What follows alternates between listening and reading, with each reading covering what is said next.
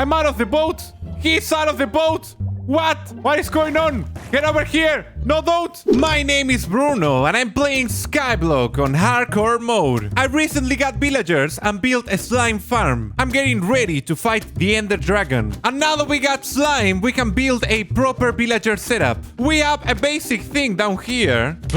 But I want something better. You see, I have plans for building a whole villager island. And for that, I'll need an only one solution for breeding, setting traits, and converting and curing zombie villagers. Yeah, this is not gonna cut it anymore. It's kind of a mess. But in order to get started, I need to expand my basic trading hall that I got over here in order to get more redstone and other resources. I do get some rotten flesh from this general mob farm, but my main source of emeralds right now is iron. So I think I should add a couple more villagers that have the iron trade. We'll take this guy and put it right here. I'm also going to use a furnace and some smooth stone to craft a blast furnace. And I'll start brewing some potions of weakness to convert the villagers. I need to get more mushrooms though. We'll place this here and lock its profession by buying some iron boots. Now I need to get a zombie out of here. Let's see how we pull that off. I'm gonna kill some of them. I'll open this and I'll make these guys see me. Hello? Place a boat.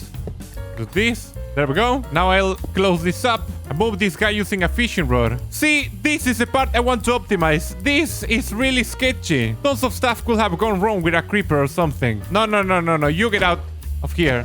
Get out. Don't do it. He did it. I think I'll just trade without curing for now. We'll get something better soon. There we go. I traded a lot with this guy, and it doesn't only have the iron trade for emeralds, but also diamond gear. Trading with these two guys gave me some emeralds that I can now use to buy redstone. We no longer depend on witches from the mob farm. And this is great because redstone is one of the resources we need a lot of. Another resource we need quite a lot of for building redstone components is cobblestone. A couple episodes ago, we upgraded my cobblestone generator, and it works way better than the previous one, but this is slow now. My pickaxe is now fast enough that it breaks the blocks and we need to wait for the next one. And luckily, I got a new design for a cobblestone generator that will be a lot more productive. Hello, it's me, Editor Bruno, speaking from the future. For this part, I had a whole mini tutorial on how to build my new design, but as I was working on it, I realized that this was completely over-engineered and there was a much simpler solution. So I'm just gonna skip to the part where it's finished. And now if we flick the lever, the pistons will start bringing the cobblestone down and we can break it. And take a look at that. Just like that, we are almost continuously breaking cobblestone. This will be a lot better if we had a better pickaxe, but for now it will increase our cobblestone production by a lot. Just in this short amount of time we got over a stack of cobblestone. This is not bad at all. So I will keep on grinding more cobblestone and I'll be right back. Hold on a second, I just realized something. I can use some ender pearls that I got from my bartering farm in combination with obsidian and some blaze rods that we got from the fortress farm to craft eyes of ender and ender chests. This is amazing! Transporting materials to our projects is now way easier. I can also trade with this villager we got a couple episodes ago to get a silk touch book, and with our mending guy to get another mending book and buy 2 more efficiency 2 pickaxes. I can combine the books, the pickaxes, to make an efficiency 4, and this last pickaxe with the book. And now we have an almost perfect pickaxe that allows us to place ender chests and break them. This is gonna be amazing for getting started with our villager island, and I think it's time to do it right now. Now, where should I place this villager island? Around there we have the slime farm below, which is not ideal. On this side we have the mob farm and the iron farm, so I think we'll go somewhere else. Maybe around here, to the back of the house. I think I'll go a little bit more this way. Yeah, this looks great. But there's something I noticed that has been happening. Do you see this? Isn't this quite annoying? This is the precise height at which if I crouch, the game thinks I'm inside a cave and everything turns black. So what I think I'll do now is start breaching upwards for building this island. I want to make it really high in the world. I mean, we're at Y65. There is a lot of headroom up. Yeah, I think around here should be fine. I think I'll also work in making this a little bit wider. I don't want to risk falling down. I think it wouldn't hurt to make it 3 wide actually. And I'm also going to work in making this bridge a little bit wider. And there we go. Yeah, much nicer. Again, these bridges will get obsolete once I get elytra, and I'll actually have to remove them. But for now, yep, they make me feel a lot more safe. Up here, I'll get started by building a frame using planks. About this size looks fine. There we go. And now, just for consistency, I'm going to fill all of this using cobblestone slabs, just so it looks a little bit more like that floor over there. My plan for this villager island actually includes terraforming and making it look like an actual floating island, but I think I'll do that once I've got my elytra. For now, this will do as a placeholder. And there we go, the platform has been filled. I also added some security and made it a little bit wider. And I brought some building materials, and I also put some in my ender chest. And now I'm ready to get started with my villager factory. I am calling it my villager factory because it's gonna have different modules for each part of the process.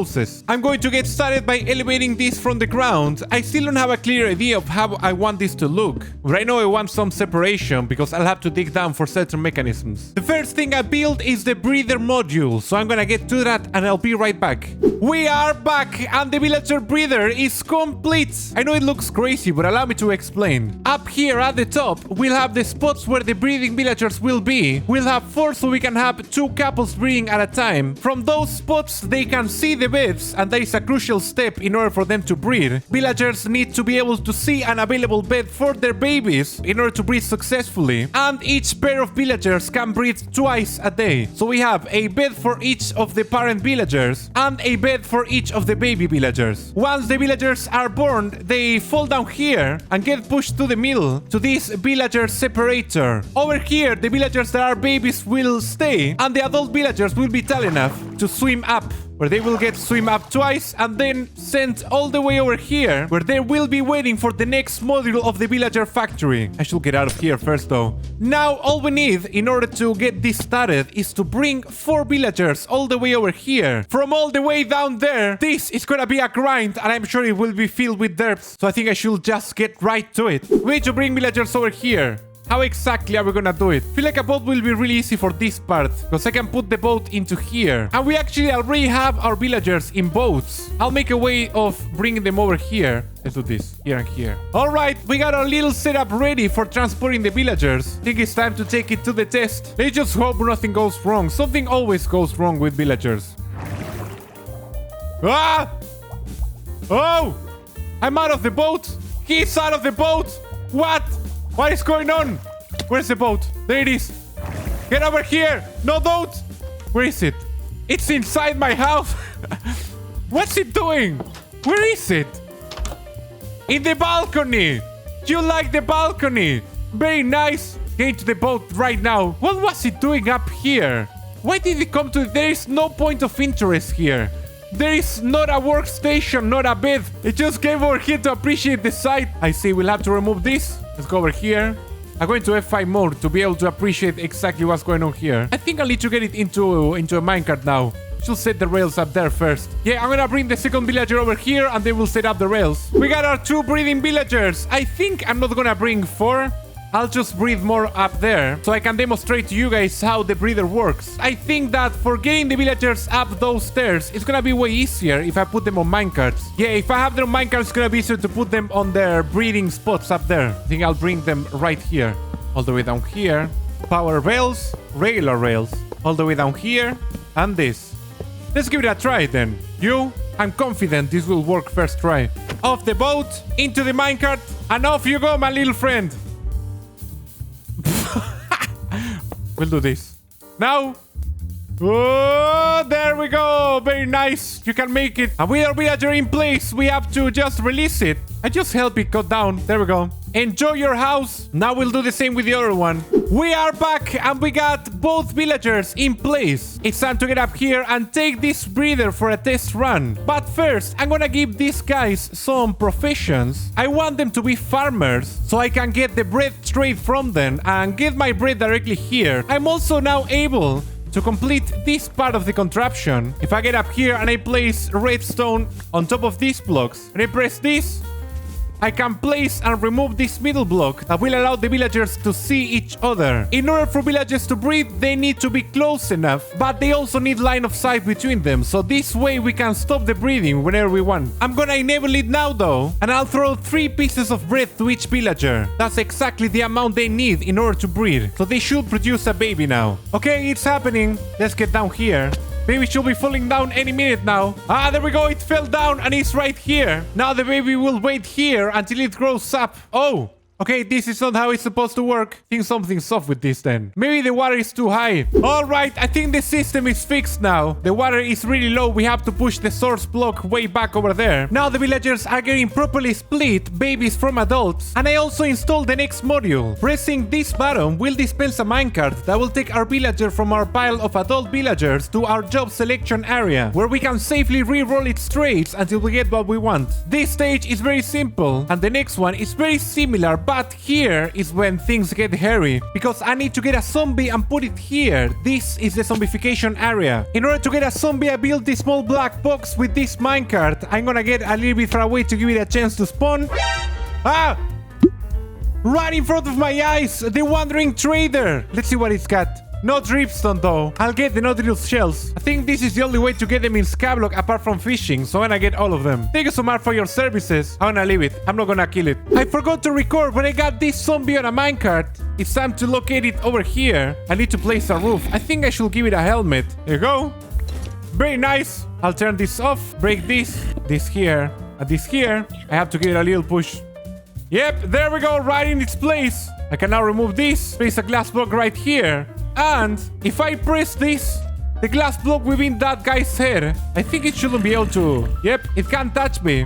This is just in case I get a villager here that for some reason I don't want to get attacked anymore. And with this, we got our villager breeder, our trade re-rolling station, and our villager zombificator. The only thing that's left now is building the area where the zombified villagers will wait to be cured. So I'm gonna go get that set up and I'll be right back. We are back, and the last module of the villager factory is complete. This is the part of the factory that will hold the zombie villagers that are waiting to be cured until they transform to actual villagers. I think though that this whole system is due to a demonstration, so let's do it. Over here we have our villager that just came out of the breeder as an adult, and this is the trade assigning station. I can place this here. This guy will take it. Do we like the trade? No, we don't. Break and replace. And there we go. A few, and by a few I mean a lot, re-rolls later, we got a villager with fortune 3. Don't ask what happened over here. I may have axed its face accidentally, but we'll lock their trade by getting the fortune 3 book, and now it's time to send them to the next station. There we go. What? Let's do this. I may have forgotten to place one block here. Now we press this, and the villager will get converted in a very non-painful way. Very nice. Now we do this to prevent the zombie from targeting any other villager. And we have to come over here and select a cell where we want to store our villager. Can press the button. It will get sent over there. When it falls down, this string over here will detect the villager and lock the cell. So in case I accidentally derp and send another villager to the same cell, it will hang out up here instead of falling on top of that one and causing trouble. I installed this protection because during testing I derped a lot. And yeah, sometimes you have to account for your derps. There we go, we got our first villager ready to be converted. I think though I'm gonna get another one and do the process over again so I can use the same splash potion for 2 villagers. So we'll now send this guy on its way. There we go. Press the button so Gerardo will take care of it. Keep at it, Gerardo. There we go. Now that we got it converted, we'll pick this spot, send it over there. Very nice. Now we'll get our splash potion of weakness and splash it right there. There we go. 1 and 2. I think I have the hostile mob sounds off. Alright, both villagers have been converted, and yes, turns out I derped and both had fortune 3. It's just that this one is way cheaper. This is a great opportunity to showcase 2 of the extra functionalities of this villager factory, and they have to do with these switches over here. First, we'll turn this one on. This guy has the fortune trade for 1 emerald, but the paper trade could still be cheaper. In order to lower it even more, what we can do is reconvert this villager. We can do so by pressing this button. It will get sent all the way over here and back to Gerardo's hands. We press this and Gerardo will make quick work of him. It's all for a good cause, believe me. Alright, it's converted. We'll reselect this and send this guy on its way. Now, this other guy is quite useless to us. We already got fortune. So if a villager has a trade we don't want, we flick this lever and we press this button. And... Oh no! Another accident! Yep, it's true. By the way of clever redstone contraptions, we are able to create accidents at will. This will sure come in handy in the future, but this guy is not looking that healthy. And even though I have a couple potion of weakness, I need the means to produce more. But here's the thing, we only have 4 brown mushrooms. And in order to produce more, we need to go back to the mushroom island. And now that I have seal touch, I am able to break this block of mycelium and take it with me. In fact, I think I'll take a couple. I can place these guys over here with a mushroom on top, and by using bone meal, yeah, we are able to grow big mushrooms. Now, if I apply one of the fortune books to my axe and I break this, I'll be able to get tons of mushrooms. Look at that. These brown mushrooms are really gonna come in handy to craft potions of weakness to heal our villagers. Oh, and also you may have noticed I have 113 levels. That is because I've been running the gold farm in order to get blackstone, because I have a design ready for our villager factory. Apart from blackstone, I'll also need other blocks that can be traded with a mason villager. Bricks. I'm also going to need more armorers in order to trade tons of iron. We'll need to convert these ones to make the trades cheaper. Come on, Gerardo, work your magic. There we go, let's send it to its spot. And yes, it's time to do some resource grinding. There's a lot of stuff I need to get from villagers, but also I realized that, yeah, this doesn't look that good. This is a fix we added in order to prevent the babies from jumping up into the adult chamber. I couldn't figure out a better fix, and I think this doesn't look that good. So what I think I'll have to do is move this entire structure a couple blocks back. And I also need to make this platform a little bit wider in order to fit the build I have in mind. There is a lot of grinding I have to do, so I'm gonna get to it and I'll be right back. We are back, and I've been grinding like crazy. We didn't just move the breeder back, but we also moved this whole section off to the side and added tons of these modules over here. I've also been trading a lot because I got all the materials for the build we're gonna tackle next. We are finally ready to give it a go, so let's get to it.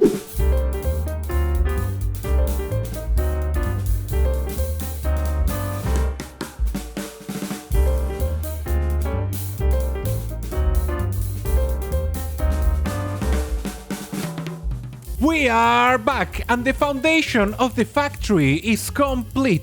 This is the simplest part of this build, but you can already see the style that I'm going for. We have bricks in combination with smooth stone and stone brick stairs. I also use iron bars and some bushes to add contrast. Blackstone for the entrance. This may look like an odd choice now, but wait until the build is finished. And this goes all the way around using a similar pattern. There is still a lot of work to be done though. We need to build the walls of the first and the second floor, so let's get to it.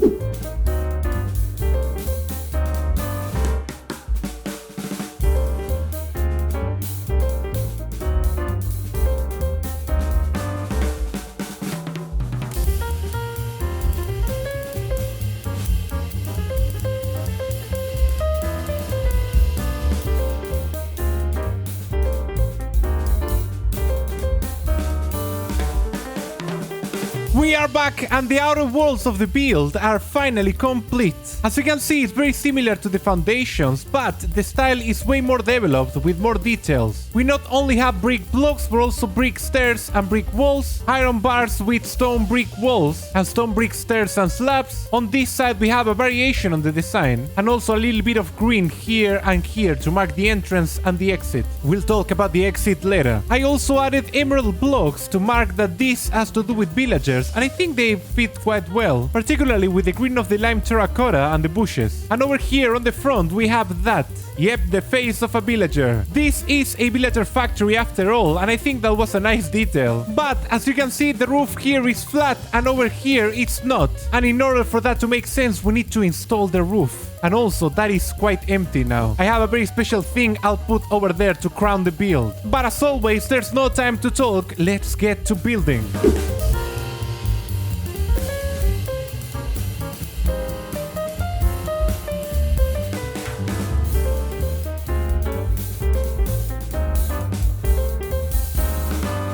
We are back, and the roof and the chimneys are complete. Over here we have a double-sided roof, perfect for this kind of building. And on that side it's split on 3. I don't know how that's called, but I saw some images of factories and they had a roof like that. But of course, the best thing are the chimneys. Made out of iron bars, smooth stone, polished black stone, emerald blocks, campfires, and iron trapdoors. They are a finishing touch to the factory that makes it look super cool. If you get up close, you can see the torch spam that I actually don't like that much. And I've been thinking, what will happen if I remove them and instead place these glowstones over here? There we go. Yes, I really like how this turned out. Let's get over here and break this. And yes, the factory is looking amazing from down here. I never built anything in this style, and I think it turned out quite well. I am absolutely pleased with this build. We don't really have an interior, it just looks like a shell. But I think that's not that much of a problem right now. Also, now that we have this scaffolding, it will be a great opportunity to go up here and start taking down all these iron bits and pieces, since we don't need them anymore. They were here to prevent the zombie villagers from catching fire on the sun. But now that we have a roof on our heads, it's perfectly safe. There we go, all clean. I think I should add a couple torches back here, just in case. We need to be really careful with spawning spaces on Skyblock, since there's not much stuff around. Just one space could be the end.